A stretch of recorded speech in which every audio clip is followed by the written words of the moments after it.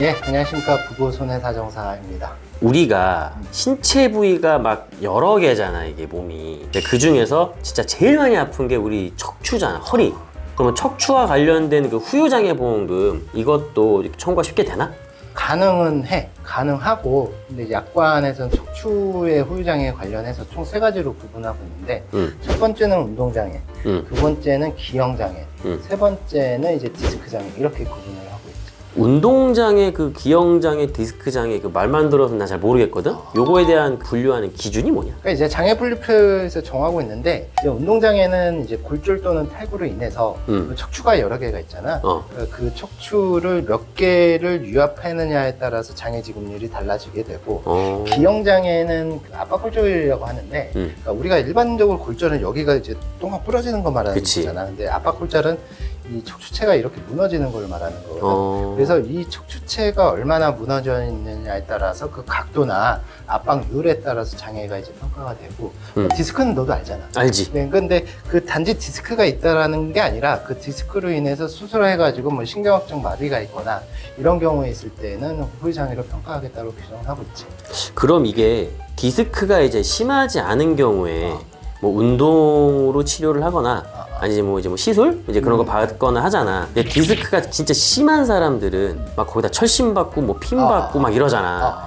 이때는 아까 말한 그 운동장애랑 디스크로 뭘로 적용을 해야 되는지 그런 기준도 있어? 그러니까 일단은 이제 디스크 장애랑 이제 운동 장애를 비교를 하면은 실질적으로 이제 운동 장애가 장애 지급률이 훨씬 더 높거든. 그러니까 사람들은 이제 운동 장애를 청구를 하고 싶어 하긴 할 거 아니야. 근데 약관에서는 디스크로 인한 장애는 운동 장애나 기형 장애로 평가하지 않는다라고 규정을 하고 있기 때문에 네 말처럼 디스크로 인해서 뭐 척추체에 유압을 했다고 하더라도 그거는 이제 디스크 장애로만 평가를 받을 수가 있지. 그러면 진짜 아까 네가 얘기할 때 운동장애는 뭐 골절이나 뭐 부러지거나 뭐 이게 탈구 빠지고 막 이런 걸로 해서 그 뭐 척추체? 그게 뭐 유합 또는 뭐 고정한 경우라고 했는데 골절이나 탈구로 일단 가만히 있는 뼈가 뚝 부러지진 않잖아. 어디 뭐 부딪히거나 막 상해 이쪽이잖아. 그럼 외상 없이도 뭐 유압 이런 거를 뭐 고정했다고 하면은 운동장애 그걸로 뭐 평가가 안 되는 거야? 이제 간혹 그런 경우가 있으니까 네 말대로 골절이나 탈구는 이제 외상으로만 발생할 수밖에 없는 거잖아. 그치. 근데 이제 뭐 좀 협착이 심하거나 이런 경우도 저거를 이제 봤거든. 근데 그런 것처럼 그러니까 외상이 없이 이제 그 척추체를 박는다고 했을 때에는 원칙적으로는 운동장애는 골절이나 탈구라는 조건이 있기 때문에 안 되는 건 맞기는 한데 이거를 보험회사랑 좀 다툴 만한 여지는 있어. 그럼 일단 네 말은 운동장애로 평가는 될 수 있다는 거잖아. 여지가 있다라는 거죠. 왜냐하면은 약관에서는 준용장애라고 규정을 하고 있는데 이게 이제 뭔 얘기냐면은 장애분류표가 우리 몸의 신체의 모든 장애를 다 담을 수는 없단 말이야. 그치. 그래서 일정 부분을 담아 놓기는 했는데 근데 실제 이 장애분류표에 있는 내용이랑 나도 지금 굉장히 불편한데 단지 장애분류표에 있는 내용에 해당하지 않는 장애일 뿐이야. 그런 것처럼 장애분류표에서 정하고 있지 않는 피보험자의 장애 상태가 이 장애 지급률에 해당하는 준하는 정도의 상태가 된다고 했을 때는 그 장애 지급률에 준해서 장애를 평가한다 이렇게 규정하고 있어가지고 그 척추에 이제 골절이나 탈구가 없다고 하더라도 유압술을 하는 경우에는 그 준용 장애를 끌어와가지고 보험사한테 장애 보험금 다 이렇게 주장할 만한 여지는 충분히 있어. 근데 이거를 보험사가 쉽게 주지는 않아가지고 실제 그리고 우리도 그거와 관련해서 지금 소송을 또 하고도 있어. 근데 이게 또 후유장애 보험금 받을 때 보험사는 만약에 기존에 질병이 있거나 그러면은 이 부분은 빼고 줄게 뭐 이렇게 얘기하고 그러면 척추 후유장애 같은 그 보험금 받을 때는 청구 시 막 되게 확인해야 될 게 많을 것 같거든 이게. 그러니까 네가 말하는 게 이제 기여도 감액 조항인데 그러니까 운동장애나 이제 기형장애 뭐 디스크장애 셋 다 이제 기본적으로 봐야 될 거는 피보험자의 나이를 봐야 되는 거고 그 다음에 이제 운동장애나 기형장애 같은 경우에는 방금 피보험자 나이라고 했잖아. 왜냐면은 젊은 사람들은 뼈가 튼튼하잖아. 그치. 근데 나이 드신 분들은 뼈가 약해지잖아. 골다공증. 그치. 그래서 골다공증이 있는지를 이제 확인해야 되는 거고. 그다음에 이제 디스크 같은 경우에는 기존에는 하나도 안 아팠는데 이번에 처음으로 사고 터져가지고 아프다고 할 수도 있는 경우도 있는데. 그치. 의학적으로는 그런 사람들도 기존부터 아프다고 봐. 그러니까 이게 조금 표현이 그렇기는 한데 우리가 쉽게 얘기하면은 그 나이가 먹으면은 피부가 그냥 자연적으로 노화가 되잖아. 그치. 그러니까 디스크도 그것처럼 비슷하게 보면 될 것 같아요. 그래서 어. 디스크도 이제 퇴화가 되기 때문에 기존 퇴화된 부분을 빼야 된다고 약관에서 규정을 하고 있으니 결국에는 피부자의 나이가 많으면 많을수록 기여도가 많이 깎이게 되니까 그 부분을 꼭 확인해야 되는 거죠. 또한 그리고 지금 후유장애 보험금의 액수가 굉장히 커져서 보험회사랑 이제 분쟁이 발생하는 것 중에 하나가 있는 게 파생장애라는 게 있거든. 그건 또 뭐냐, 파생장애는?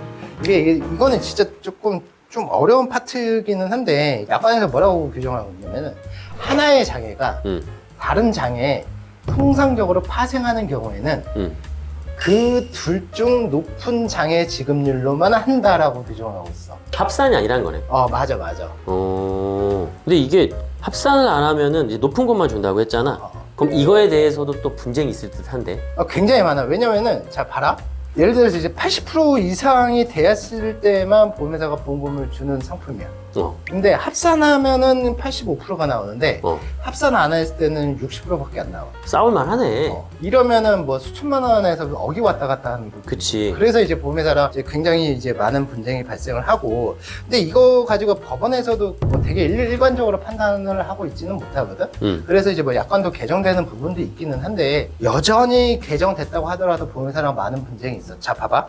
예를 들어서 보면은 우리가 아까 얘기했던 것 중에 하나가 이제 척추의 골절로 혹은 탈구로 인해서 척추체를 몇 개를 고정했느냐 유협했느냐 하면은 이제 그 운동장애가 평가가 된다고 했잖아. 근데 운동장애 최고 지급률이 40%야. 근데 이 사람이 그 수술하면서 척추에 골절이 발생하면서 그 척추를 지나가는 신경도 손상이 된 거야.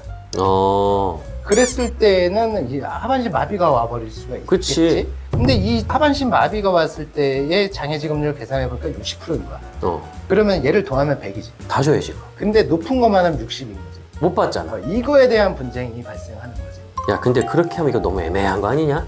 맞아. 근데 이게 이제 법원에서도 이게 일관되게 판단을 하지 못하는데, 근데 결론적으로 보면은 합산하는 게 맞아. 왜냐하면은 통상적으로라는 단어가 굉장히 중요하거든. 통상적? 아까 내가 파생장애 규정이 A라는 장애가 B 장애에 통상적으로 파생하는 경우 그중 높은 지급률을 적용한다라고 했잖아. 합산하지 않고. 그러면은 내가 방금 얘기했던 예시를 보면은 척추가 부러지고 이 핀을 이으는 사람들은 통상적으로 하지마비가 올까? 오지 않을까? 그러면은 합산하는 게 아니라 파생장애로서 높은 장애 지급률만 적용하는 게 맞아. 근데 통상적이라는 거잖아. 무조건은 100%인 거고 통상적으로는 100%는 아니잖아. 그치. 근데 너가 뭐 경험을 안 해봐서 모르겠는데 나는 이런 경험을 많이 해봤잖아. 근데 척추에 핀 고정해가지고 하반신에 마비가 오는 경우보다 안 오는 경우가 훨씬 더 많아. 그러면 이건 통상적이라고 보기는 어렵지. 그치. 그렇기 때문에 이거는 합산을 할 수가 있는 거야. 높은 장애 지급률만 적용하는 게 아니라.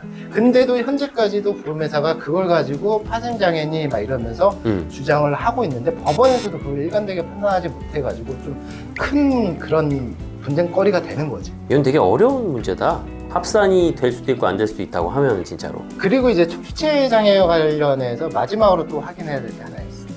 또 뭔냐? 한시장애라는. 파생 다음엔 한시야?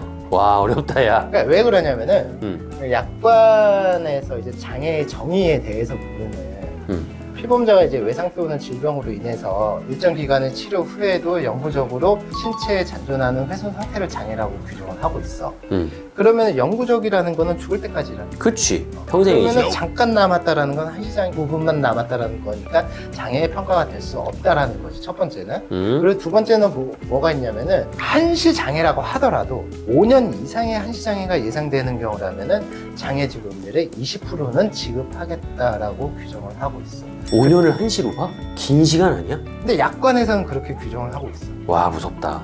그래서 그런 이제 한시장애라는 부분을 꼭 확인하고 넘어가야 되는 게 맞아. 근데 이 한시장애라는 거는 척추체에서는 우리가 아까 봤던 운동장애, 기형장애, 디스크장애가 있었잖아. 근데 이 중에서 운동장애나 기형장애는 분쟁이 없어. 그럴 것 같기도 하다. 디스크장애에 대해서는 분쟁이 항상 발생해. 항상. 야, 그럴 거면 디스크 장애라고 왜 규정하고 있냐? 그냥 빼면 되지 않아? 이거? 뭐 나도 그렇게 생각해. 왜 내가 항상이라고 얘기했냐면은 보험회사가 이제 디스크로 인한 이제 후유장애 보험금 청구를 하잖아. 그러면 거기에 이제 인공 디스크를 삽입하거나 아니면 척추체를 핀으로 고정하거나 유압하는 경우가 아니고 그냥 뭐 성형술 막 이런 것들 많이 하잖아. 이런 거 하면 무조건 후유장애입니다. 장애지급률의 20%만 지급하겠습니다. 이러고 이제 속 빠지겠네. 그렇게 그것만 줄 테니까 그만해라. 맞아. 이런 식으로. 그래서 그 부분은 항상 분쟁이 많아. 그래서 디스크 청구할 때는 그냥 뭐 한시장에 보험회사 주장이 들어온 건 당연하다고 생각하고 들어가야 되는 거 맞을 것 같아. 물론 이제 우리도 이제 그와 관련해서 예전에 좀 갈금액이 큰 경우 이게 한시장애에 대해서 소송을 붙어가지고 우리가 최종적으로 이긴 경우가 있기는 한데 근데 그런 경우에는 갈금액이 커야지만 소송을 통해서 다툴 만한 실익이 있었기 때문에 그렇게 했지. 그치. 그게 아니라고 하면은 보험회사가 야, 너 이거 한시장애인데 이거 받고 끝내. 아니면 우리는 한 푼도 못 줘라고 하면은 소비자 입장에서는 갑질에 당하는 거네. 맞아. 그래서 너도 아까 얘기했듯이 그렇게 주장할 거면은 디스크 뭐하러 규정을 해, 이거를? 아예 빼버리는 게 맞지 않나? 그러면은 빼면 더 좋은 효과가 또 뭐가 있는 줄 알아? 그거에 대해서는 보험회사는 아예 돈을 안 주는 걸로 계산을 해서 상품을 개발하기 때문에 보험료도 좀 낮아지는 효과가 될 수도 있지. 그럴 수 있겠네. 근데 그거는 굳이 넣어놓고 맨날 한시장에다 이러고 그런 부분 보면 좀 답답한 부분도 있지. 아무튼 뭐 저희가 오늘 이제 본 거는 이제 척추의 후유장애 보험금과 관련해서 살펴봤고 이 부분에 대해서 그 장애보험금 청구할 수 있는지 되게 고민 많을 겁니다. 근데 잘 몰라서 보험회사 공격에 당해서 제대로 된 보험금 못 받을 수도 있는데 잘 참고하셔가지고 청구하시기 바랍니다. 저희가 준비한 내용은 여기까지였고 도움이 됐다고 한다면 좋아요, 구독, 알림 설정 부탁드리고 도움이 안 됐다고 하더라도 다음 동영상에서 분명히 도움이 될 테니 좋아요, 구독, 알림 설정 부탁드리도록 하겠습니다. 예, 감사합니다.